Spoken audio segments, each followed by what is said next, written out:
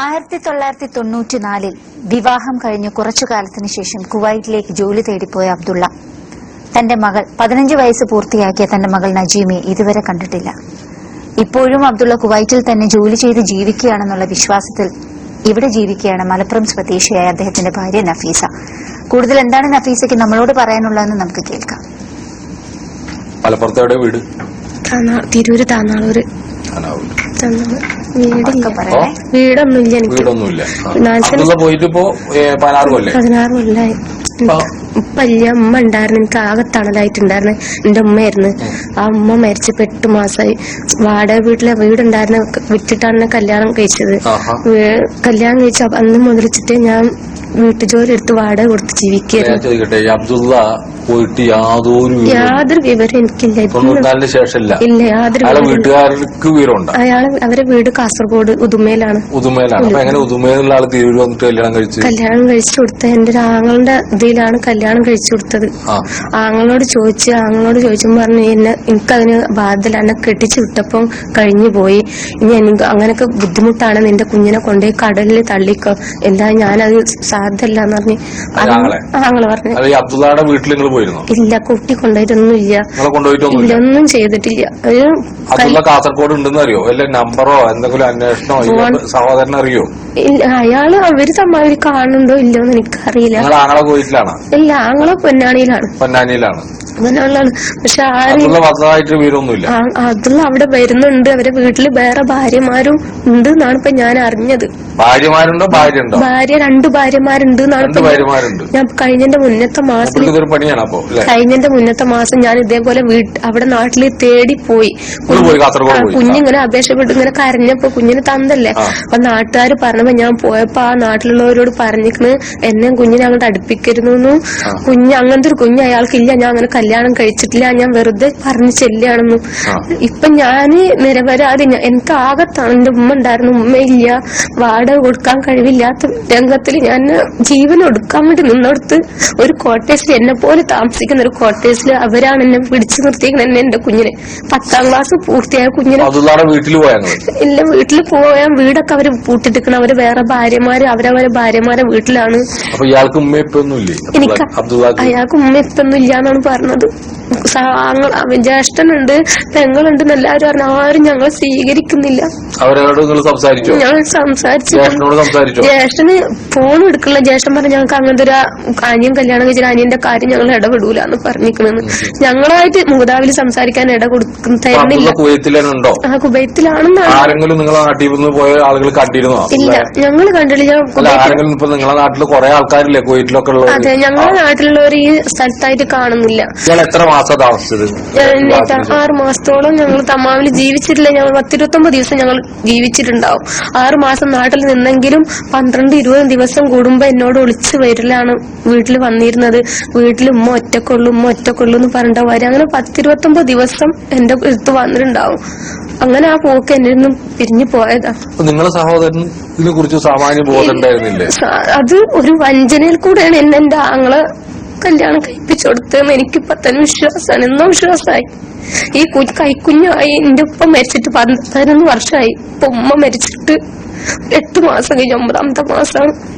ഇടിക്കാൻ വീടും ഇല്ല, എത്തേന്ദ്രില്ല. ഞാൻ എന്റെ കുഞ്ഞും മരണത്തിനും എല്ലടിച്ച് എല്ലാവരും ഉമ്മയും മരിച്ചപ്പോ എനിക്ക് നടുവിന് ഡിസ്കിന് കംപ്ലൈന്റ് ആയിട്ട് ഇപ്പൊ ഞാൻ ബെൽറ്റൊക്കെ ഇട്ടിട്ട് മിഞ്ഞാനും കൊണ്ട് ഇഞ്ചക്ഷൻ അടിച്ച് വന്നതാണ്. ഈ കുഞ്ഞിനെ SLC ഇതിപ്പം കട്ടാക്കി SLC കൊല്ലം കഴിഞ്ഞതാണ്. കുഞ്ഞിനെ വിട്ടിട്ടില്ല. ഞങ്ങൾക്ക് പഠിപ്പിക്കാനുള്ള കഴിവില്ല, വിട്ടിട്ടില്ല. ഇപ്പൊ എന്റെ സങ്കടം കണ്ടിട്ട് ഒരു കൂട്ടരനെ പിടിച്ച് ആ കുട്ടി കോട്ടേഴ്സിൽ താമസിക്കുന്ന അവള് നിങ്ങൾ എവിടേക്കും പോകണ്ട, ഞങ്ങളെ കൂടുതൽ നിങ്ങൾ നിന്നോന്ന് പറഞ്ഞ് ഞാനും എന്റെ കുഞ്ഞും അവരെ കൂടുതൽ ഇപ്പൊ ജീവിക്കണം. എന്റെ കുഞ്ഞിനെ എന്തെങ്കിലും അയാളൊന്ന് ചെയ്തു മാത്രം എനിക്ക് വേറൊന്നും വേണ്ട. എനിക്ക് ഞാൻ ആഗ്രഹിക്കുന്നത് പഠിപ്പിച്ചാലും വേണ്ടില്ല, എനിക്ക് അയാളെ കൊണ്ട് കഴിയുന്ന. അയാളിപ്പോ ഈ ഒരു വാക്ക് കേട്ടപ്പോ അവള് ഒരുപാട് കണ്ണീര് കുടിക്കുന്നു. എല്ലാ മക്കളും ഉപ്പണ്ട് എന്ന് പറഞ്ഞ് ജീവിക്കുന്നുണ്ട്. എനിക്ക് യാതൊരു എന്റെ ഉപ്പുണ്ടായിട്ട് ഉപ്പാന്റെ സ്നേഹം, ഉപ്പാന്റെ ആൾക്കാരെ സ്നേഹം എനിക്ക് കിട്ടിയില്ല. എനിക്ക് ഇങ്ങനത്തെ ഒരു വിധി വന്നെന്നുണ്ട് എന്നും അവളെ കരച്ചില് ഞാൻ കാണുകയാണ്. ഞാൻ ഈ കോലായത് എന്റെ കുഞ്ഞിന്റെ വിഷമവും ഈ ഒരു ഭർത്താവിനും വേണ്ടി കാത്തിരിപ്പ്. എനിക്ക് എന്റെ ജീവിതത്തിന് ഞാൻ മരിക്കുന്ന വിളിച്ചിട്ടേ ഇല്ല.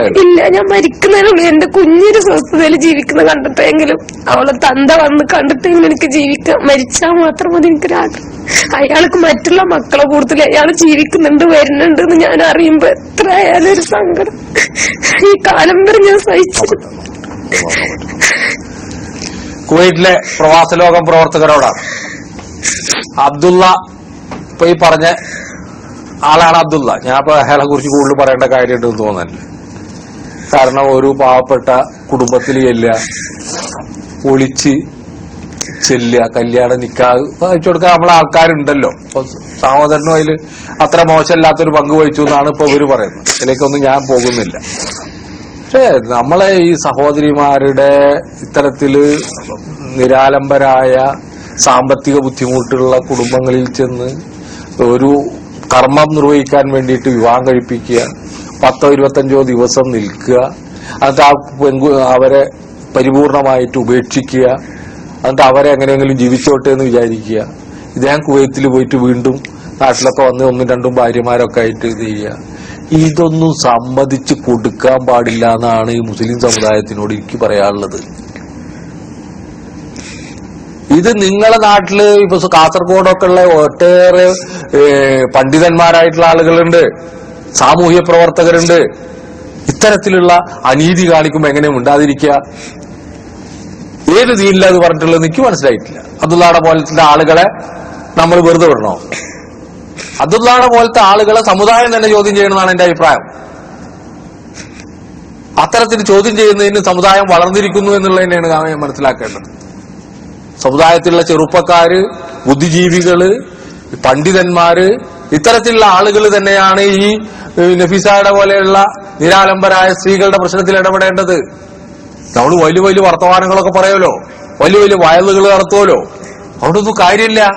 ഇത്തരത്തിലുള്ള പ്രശ്നങ്ങളിൽ ഇടപെടാനുള്ള ശക്തിയും ധാർമ്മികതയും നമുക്കുണ്ടാകുമ്പോഴാണ് നമ്മൾ മനുഷ്യരാകുന്നത്.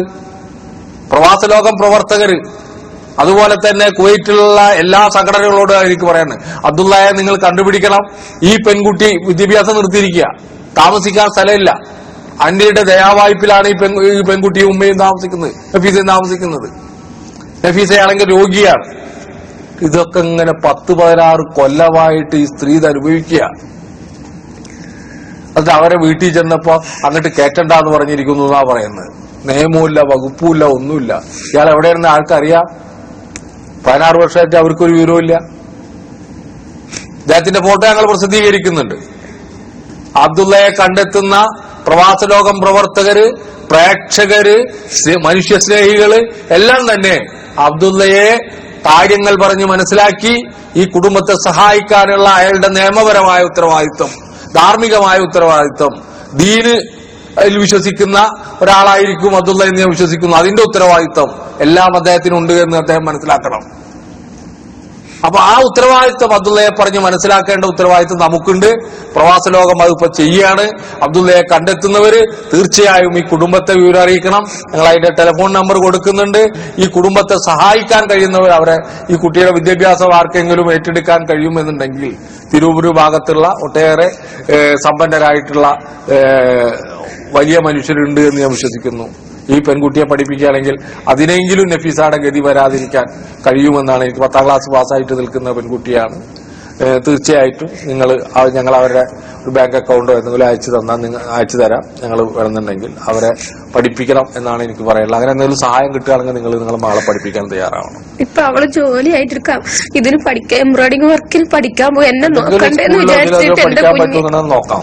നമുക്ക് കിട്ടുന്നുണ്ടെങ്കിൽ അത് നോക്കാം. എന്റെ ജീവിതം വിചാരിച്ചിട്ട് എന്റെ കുഞ്ഞ ഒരു അതുപോലെ തന്നെ എനിക്ക് തോന്നുന്നു തിരൂരിലുള്ള പൊതുപ്രവർത്തകരൊക്കെ കൂടി അവർക്കൊരു വീട് ഇപ്പൊ ഈ മത്സ്യഭവന പദ്ധതിയിലോ മറ്റുള്ളതിലോ എല്ലാം കൂടിയിട്ട് സഹായിച്ച് ചെയ്യാനും കൂടിയിട്ട് സഹകരിക്കണം എന്നാണ് എനിക്ക് പറയാനുള്ളത്. പ്രവാസ ലോകം പ്രവർത്തകര് തീർച്ചയായിട്ടും ഇങ്ങനെ വരുന്ന അതിദാരുണമായ നമ്മുടെ മുന്നിലേക്ക് എറിഞ്ഞു തരുന്ന ജീവിതങ്ങളെ കണ്ട് നമുക്ക് എന്തെങ്കിലുമൊക്കെ ചെയ്യാനുണ്ട് എന്നുള്ളതിന്റെ ഒരു തെളിവ് കൂടിയായി ഇതിനെ കണക്കാക്കണം എന്നുള്ളതാണ്. നമ്മൾ ഇനിയും ഒട്ടേറെ മാറേണ്ടിയിരിക്കുന്നു. എല്ലാ വിഭാഗം ജനങ്ങളും ഇങ്ങനെ കഷ്ടപ്പെടുന്ന മനുഷ്യർക്ക് അത്താണിയായി നിൽക്കുന്ന പ്രവാസ ലോകം അതിന്റെ ഏറ്റവും ശ്രമകരമായിട്ടുള്ള പ്രവർത്തനങ്ങളിലൂടെ മുന്നേറിക്കൊണ്ടിരിക്കുകയാണ്. നമ്മൾ ഒട്ടേറെ ആളുകളെ സഹായിക്കുന്നു, ഒട്ടേറെ മനുഷ്യർ പ്രവാസ ലോകത്തെ ആശ്രയിക്കുന്നു. തീർച്ചയായിട്ടും അബ്ദുള്ളയെ പോലുള്ള ആളുകൾ മനസ്സ് മാറി നഫീസയെ സഹായിക്കാനും നഫീസയെ സ്വീകരിക്കാനും നഫീസയെ ജീവിതത്തിലേക്ക് തിരിച്ചു കൊണ്ടുവരുവാനും വേണ്ട ശ്രമങ്ങൾ നടത്തണം.